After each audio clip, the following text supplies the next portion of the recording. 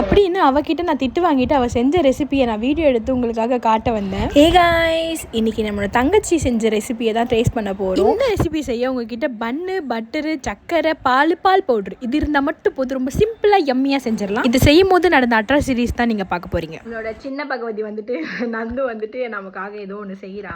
Sweet dessert செஞ்சு தரேன்னு சொல்லிட்டு ரொம்ப நேரமாக ஊறிட்டுன்னு இருக்காரு.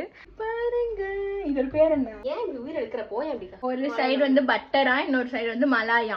குத்துவதுப்பதான் செஞ்சிருக்காங்க. நான் சொன்னல, அதனால கேட்காதீங்கன்னு முன்னாடியே சொல்லிட்டேன். இப்போ ஏதோ உருக்கின்னு இருக்காரு, பட்டர் உருக்குறாரு. எதுக்கு?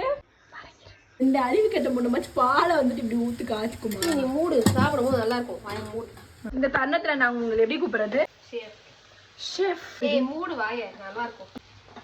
அபிஷ்டம் இப்படிதான் இருக்கும். அது என்ன வேணா சொல்லலாம், போட்டு விடு. பிளேட்டிங்க்கு நம்ம இந்த பிளேட் தான் எடுத்துருக்கோம். இந்த பிளேட் எடுக்கல, அந்த பிளேட் எடுத்துட்டாங்க அவங்க. நம்ம பால் ஊத்த போறோம். யாருக்கு? நீ செஞ்ச டெசர்ட் அடக்கம் பண்றதுக்கு இப்ப பால் ஊத்திட்டு இருக்கோம். எல்லாமே அபச்சாரமா பேசுவான். ஸோ அந்த டிஷ் வந்து இந்த மாதிரி அருமையா ரெடி ஆயிடுச்சு.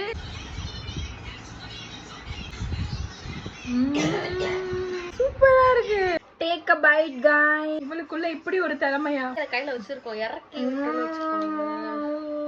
3 தான் செஞ்ச காரணத்தினால வந்து யாரும் பங்கு கேட்க வந்துடாதீங்க. நான் உங்களை நெக்ஸ்ட் ரெசிபியில சந்திக்கிறோம். பாய்.